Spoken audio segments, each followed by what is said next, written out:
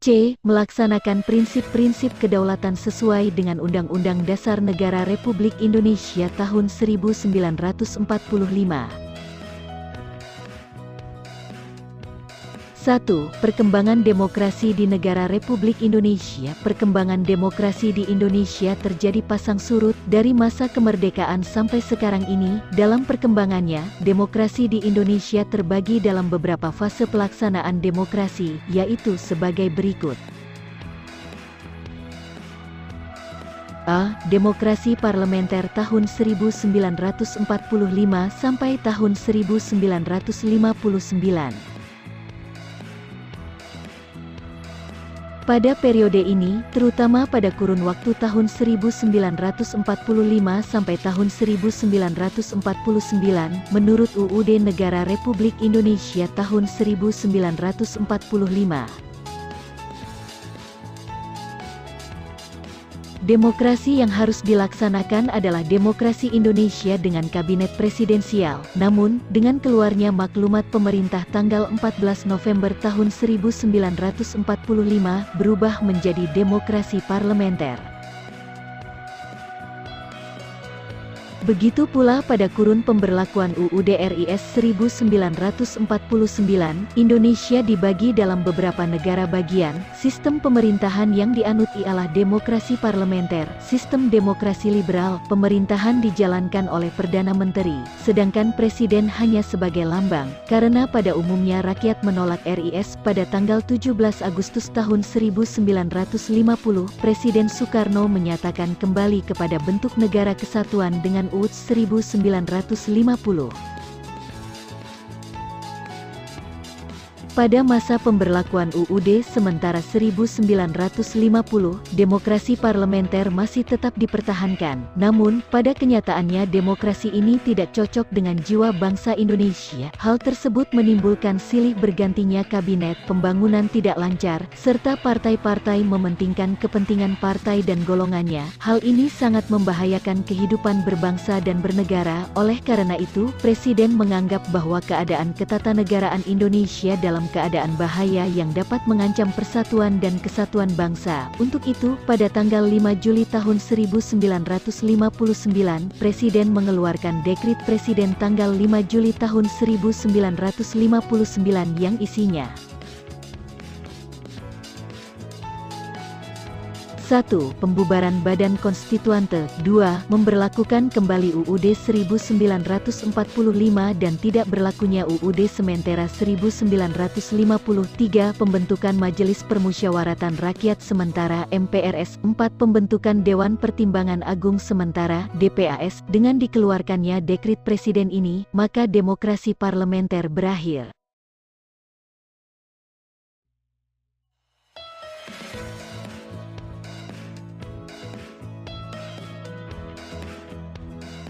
B. Demokrasi terpimpin tahun 1959 sampai tahun 1966.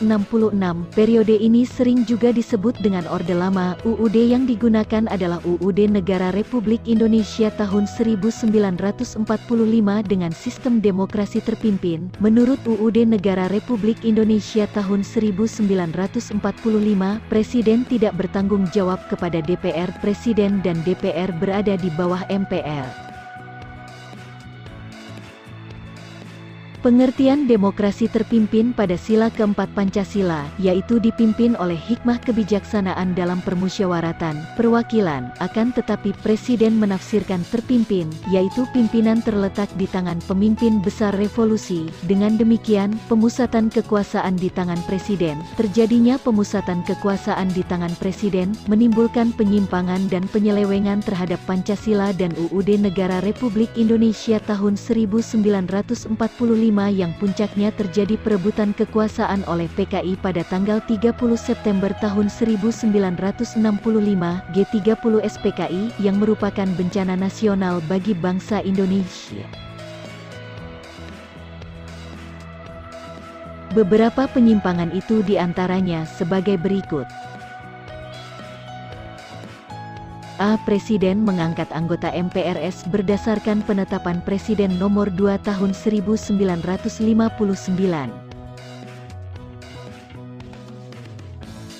B. Presiden membubarkan DPR pada tanggal 5 Maret tahun 1960 karena DPR tidak menyetujui RAPBN yang diajukan tahun 1960 dan Presiden membentuk DPR pada tanggal 24 Juni tahun 1960. C. Presiden melakukan pengintegrasian lembaga-lembaga negara berdasarkan penetapan Presiden nomor 94 tahun 1962 tanggal 6 Maret tahun 1962, yaitu Ketua MPRS, Ketua DPR dan Wakil Ketua DPA mendapat kedudukan sebagai Wakil Menteri Pertama, serta Ketua Mahkamah Agung, Wakil-Wakil Ketua MPRS dan DPR mendapat kedudukan sebagai Menteri. D. Pengangkatan Presiden seumur hidup melalui MPRS nomor 3 MPRS 1963. Penyimpangan politik luar negeri, di mana Indonesia hanya bekerja sama dengan negara-negara sosialis komunis dan melakukan konfrontasi dengan hampir semua negara barat. F. Presiden membubarkan Partai Masyumi dan Partai Sosialis Indonesia yang sesuai dengan nilai-nilai Pancasila, tetapi memberikan kesempatan berkembangnya Partai Komunis Indonesia yang jelas-jelas bertentangan dengan nilai-nilai Pancasila. Penyimpangan-penyimpangan tersebut membuat stabilitas politik dan kehidupan ketatanegaraan tidak berjalan sebagaimana mestinya, terutama masalah keamanan dan ketertiban masyarakat. Hal tersebut menjadi pemicu terjadinya puncak kekacauan dengan adanya peristiwa gerakan tanggal 30 September sebagai pemberontakan yang dilakukan oleh PKI. Pemberontakan tersebut mengakibatkan gugurnya para perwira tinggi Angkatan Darat. Keadaan negara yang tidak stabil menimbulkan reaksi dari berbagai kalangan masyarakat, terutama para pemuda, pelajar, dan mahasiswa. Beberapa kalangan masyarakat tersebut kemudian mengajukan 3 tuntutan rakyat yang dikenal dengan Tritura. Isi dari 3 tuntutan tersebut adalah sebagai berikut: A. Bubarkan PKI. B. Bersihkan kabinet dari unsur PKI. C. Turunkan harga dan perbaiki ekonomi.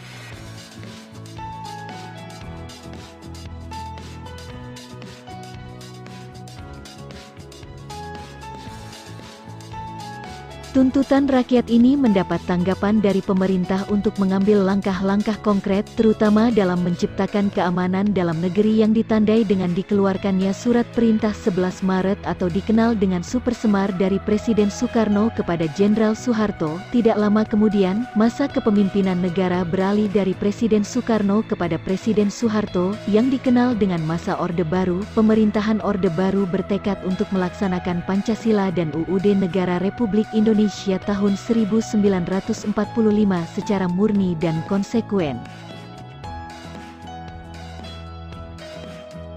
C. Demokrasi Pancasila tahun 1966 sampai tahun 1998.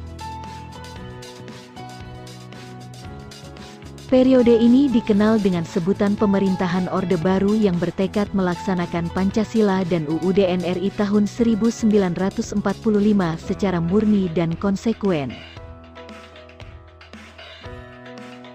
Pada periode ini, secara tegas dilaksanakan sistem demokrasi Pancasila dan dikembalikan fungsi lembaga tertinggi dan tinggi negara sesuai dengan amanat UUD NRI tahun 1945.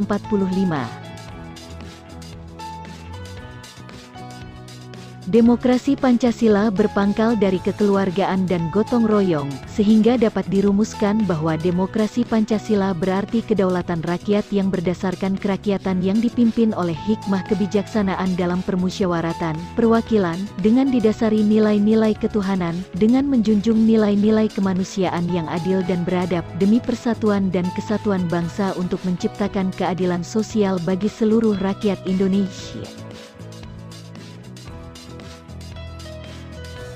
Dalam demokrasi Pancasila, musyawarah untuk mufakat sangat diharapkan karena setiap keputusan dalam musyawarah hendaknya dapat dicapai dengan mufakat. Tetapi bila tidak tercapai mufakat, maka pengambilan keputusan dapat ditempuh melalui pemungutan suara. Demokrasi berlandaskan Pancasila dan UUD Negara Republik Indonesia tahun 1945 memiliki keunggulan tertentu. Keunggulan tersebut antara lain: A. Mengutamakan pengambilan keputusan dengan musyawarah mufakat dalam semangat kekeluargaan. B. Mengutamakan keselarasan dan keseimbangan antara hak dan kewajiban, antara kepentingan pribadi dan kepentingan umum. C. Lebih mengutamakan kepentingan dan keselamatan bangsa di atas kepentingan pribadi dan golongan. Dalam pelaksanaannya sebagai akibat dari kekuasaan dan masa jabatan presiden yang tidak dibatasi periodenya, maka kekuasaan menumpuk pada presiden, sehingga terjadilah penyalahgunaan kekuasaan. Hal tersebut ditandai dengan tumbuh suburnya budaya korupsi, kolusi, dan nepotisme. KKN, kebebasan bicara dibatasi, praktik demokrasi menjadi semu, lembaga negara berfungsi sebagai alat kekuasaan pemerintah, lahirlah gerakan reformasi yang dipelopori mahasiswa yang menuntut reformasi dalam berbagai bidang. Puncaknya adalah dengan pernyataan pengunduran diri Soeharto sebagai presiden, kemudian digantikan oleh B.J. Habibie yang pada saat itu menjabat sebagai wakil presiden. B. Demokrasi Pancasila masa reformasi 1998. Sekarang demokrasi yang dikembangkan pada masa reformasi pada dasarnya adalah demokrasi berdasarkan pada Pancasila dan UUD Negara Republik Indonesia tahun 1945 dengan penyempurnaan pelaksanaannya dan perbaikan peraturan-peraturan yang tidak demokratis. Selain itu, dengan meningkatkan peran lembaga-lembaga negara dengan menegaskan fungsi, wewenang, dan tanggung jawab yang mengacu pada prinsip pemisahan kekuasaan dan tata hubungan yang jelas antara lembaga-lembaga eksekutif, legislatif, dan yudikatif. Demokrasi Pancasila saat ini telah dimulai dengan terbentuknya DPR MPR hasil pemilu 1999 yang memilih presiden dan wakil presiden, serta terbentuknya lembaga-lembaga tinggi yang lain. Bergulirnya reformasi yang diiringi dengan perubahan dalam segala bidang kehidupan, menandakan tahap awal bagi transisi demokrasi di Indonesia. Sukses atau gagalnya suatu transisi demokrasi, sangat bergantung kepada beberapa hal berikut. A. Komposisi elit politik. Dalam demokrasi modern dengan bentuknya demokrasi perwakilan rakyat, mendelegasikan kedaulatan dan kekuasaannya kepada para elit politik. B. Desain institusi politik. Para elit politik mendesain institusi pemerintahan dan memiliki pengaruh besar dalam menentukan apakah demokrasi baru menjadi stabil, efektif, dan terkonsolidasi. C. Kultur politik atau perubahan sikap terhadap politik di kalangan elit dan non-elit. D. Peran civil society, masyarakat madani untuk menciptakan kultur toleransi yang mengajarkan keterampilan dan nilai-nilai demokrasi, sikap kompromi, serta menghargai pandangan yang berbeda.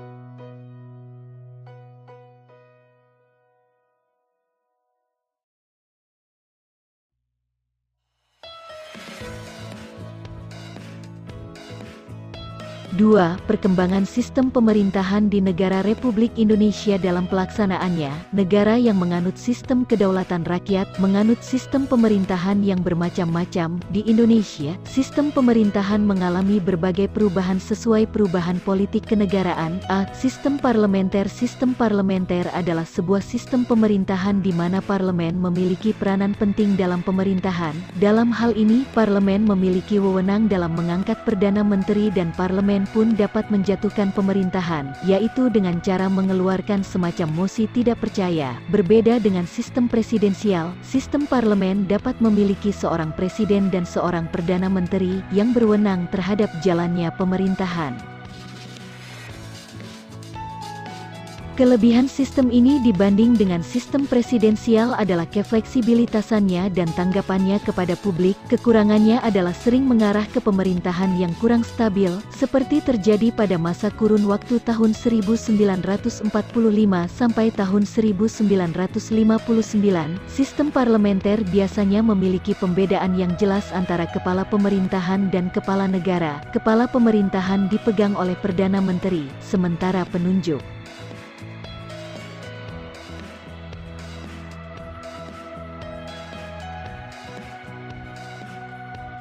Ciri-ciri dari sistem parlementer adalah sebagai berikut. A. Adanya pemisahan yang jelas antara kepala pemerintahan dengan kepala negara. B. Kepala pemerintahan adalah Perdana Menteri dan kepala negara adalah Presiden, Raja, Sultan, Kaisar. C. Kepala pemerintahan dipilih oleh Parlemen, Dewan Perwakilan Rakyat. B. Sistem semi-parlementer. Sebagai hukum dasar dalam penyelenggaraan pemerintahan RIS, maka pada tanggal 27 Desember tahun 1949 disahkan UUD RIS. Hal tersebut berdampak pada bentuk negara, yaitu berbentuk federasi, dengan sistem pemerintahan semi-parlementer, sebab A. Menteri diangkat oleh Presiden, B. Perdana Menteri diintervensi Presiden, C. Kabinet dibentuk oleh Presiden, D. Menteri-menteri secara perorangan dan keseluruhan bertanggung jawab kepada Parlemen, E. Presiden berkedudukan sebagai kepala negara dan kepala pemerintahan. C. Sistem presidensial atau disebut juga dengan sistem kongresional, merupakan sistem pemerintahan negara republik. Pada sistem pemerintahan ini, kekuasaan eksekutif dipilih melalui pemilu dan terpisah dengan kekuasaan legislatif. Menurut Rothhague, pemerintahan presidensial terdiri atas 3 unsur, yaitu sebagai berikut: A. Presiden yang dipilih rakyat memimpin pemerintahan dan mengangkat pejabat-pejabat pemerintahan. B. Presiden dengan Dewan Perwakilan memiliki masa jabatan yang tetap, tidak bisa saling menjatuhkan. C. Tidak ada status yang tumpang tindih antara badan eksekutif dan badan legislatif. Dalam sistem presidensial, presiden memiliki posisi yang relatif kuat dan tidak dapat dijatuhkan karena rendah subjektif, seperti rendahnya dukungan politik. Namun, masih ada mekanisme untuk mengontrol presiden. Jika presiden melakukan pelanggaran konstitusi, pengkhianatan terhadap negara, dan terlibat masalah kriminal, maka posisi presiden bisa dijatuhkan. Bila presiden diberhentikan karena pelanggaran-pelanggaran tertentu, maka wakil presiden akan menggantikan posisinya. Ciri-ciri pemerintahan presidensial, diantaranya sebagai berikut: A. Presiden berkedudukan sebagai kepala pemerintahan sekaligus kepala negara. B. Kekuasaan eksekutif presiden diangkat berdasarkan demokrasi rakyat dan dipilih langsung oleh mereka atau melalui Badan Perwakilan Rakyat. C. Presiden memiliki hak prerogatif, hak istimewa untuk mengangkat dan memberhentikan menteri-menteri yang memimpin departemen dan non-departemen. D. Menteri-menteri hanya bertanggung jawab kepada presiden. E. Presiden tidak bertanggung jawab kepada kekuasaan legislatif. UUD Negara Republik Indonesia tahun 1945 mengamanatkan bahwa sistem pemerintahan yang harus dilaksanakan dalam negara Indonesia adalah sistem pemerintahan presidensial. Hal ini jelas tersurat dalam pasal 4 ayat 1 UUD Negara Republik Indonesia tahun 1945 berbunyi: Presiden Republik Indonesia memegang kekuasaan pemerintahan menurut Undang-Undang Dasar. Lebih lanjut lagi dijelaskan dalam pasal 17 ayat 1, 2, 3, sampai 4 UUD Negara Republik Indonesia tahun 1945 yang berbunyi: A. Presiden dibantu oleh menteri-menteri negara. B. Menteri-menteri itu diangkat dan diberhentikan oleh Presiden. C. Setiap menteri membidangi urusan tertentu dalam pemerintahan. D. Pembentukan, pengubahan, dan pembubaran kementerian negara diatur dalam undang-undang. Dari pasal-pasal tersebut, sangat jelas bahwa Indonesia menganut sistem pemerintahan presidensial dengan prinsip-prinsip pemerintahannya sebagai berikut: A. Indonesia adalah negara yang berdasarkan pada hukum. B. Pemerintah berdasar atas sistem konstitusi. C. Kedaulatan ada di tangan rakyat dan dilaksanakan menurut Undang-Undang Dasar. D. Presiden adalah penyelenggara pemerintahan tertinggi. E. Presiden tidak bertanggung jawab kepada Dewan Perwakilan Rakyat. F. Menteri negara adalah pembantu presiden dan bertanggung jawab kepada presiden. G. Kekuasaan tidak tak terbatas.